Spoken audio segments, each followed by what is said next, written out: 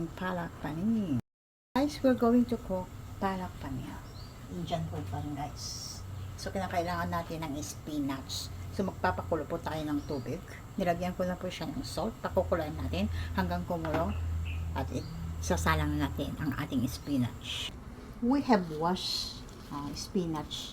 Ito, na hugasan na to, guys. So, ready na po yung nakaano natin na boiling. Na boiled water. So, and before that one boiling, guys, mag-prepare po tayo ng cold water para pang blanch natin. Kumakura na, guys.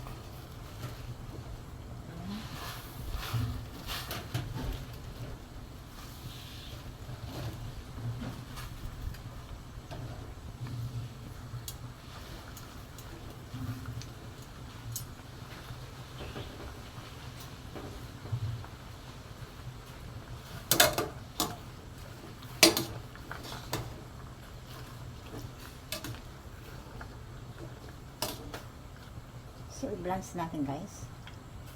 Kita nyo naman. Blanch natin sa hot water. Yan, pwede na yan. Patayin natin ang apoy. Tapos, lagyan natin dito.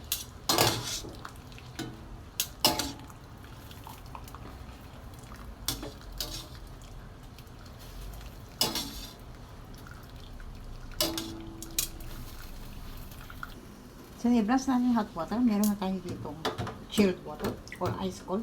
So, we need to blanch para sa ganun ay mahinto ang pagluluto at ma-maintain ang green color. O, diba? Yan, guys. So, yan. Magiging cold na, guys.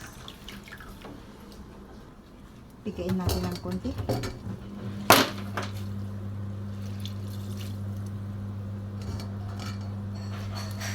Saka ilalagay sa ating grinder. So, nila, guys, ilagay natin para i-grind natin para mag-iba. Sa ating ibe-blend. Okay.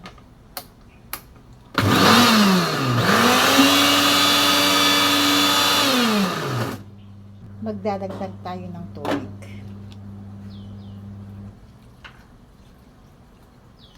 Yan.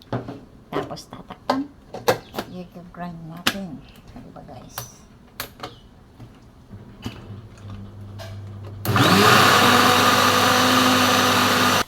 So, luto na tayo yung tagka.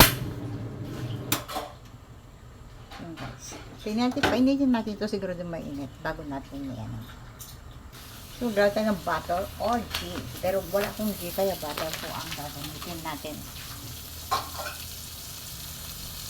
So, i-melt natin yan, guys. So, meron na rin tayo itong nasap ng onion, guys. Garlic, chopped garlic. Ayan. So, melted na siya, guys. So, meron po tayong 1 teaspoon of cumin seed. Cumin seed. Dahil wala po tayong red chili, hindi tayo maglalagay ng red chili kasi nasa yun ang kung mo ba ang red chili o hindi, guys. So, ayan, mabango na.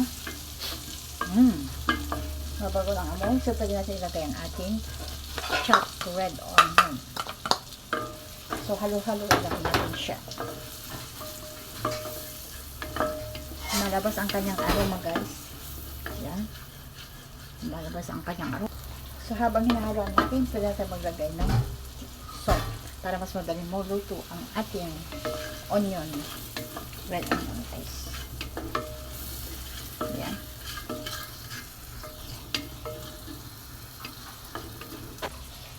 Ayan, na-stir pa natin. Lumabas na po siya, guys. Mag-add po tayo ng 1 teaspoon of turmeric powder.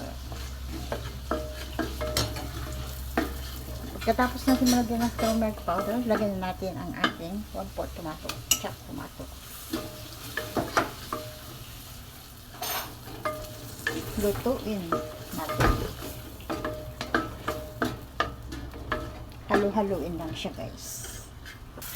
Ayan. Kaya ilagay ang garlic. Halo-haloin lang natin. Haluin hanggang yung malabas ang aroma niya, guys. Okay, guys. Need to add now the 1 teaspoon of ground masala or para. Guys. Ayan, pwede na. So, ilagay na natin ang parak pure.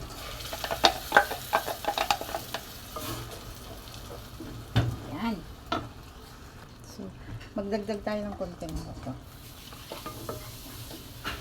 At lulutuin na natin ang ating paneer.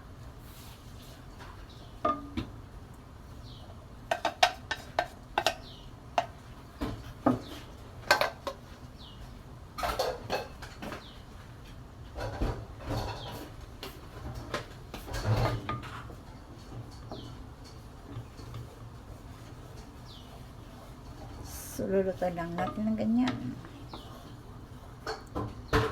So, i-boil natin ng 3 to 4 minutes. Nalulutuin yan, guys.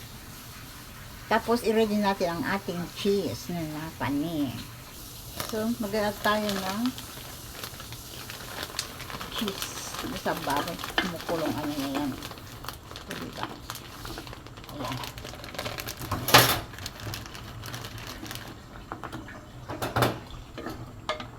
At ating lulutuin, guys.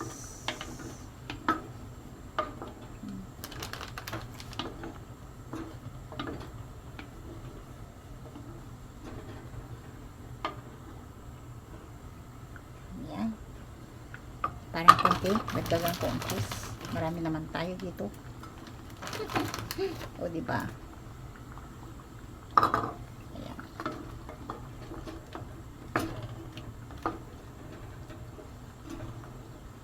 Ayan, guys. Luto na ang ating palak panin.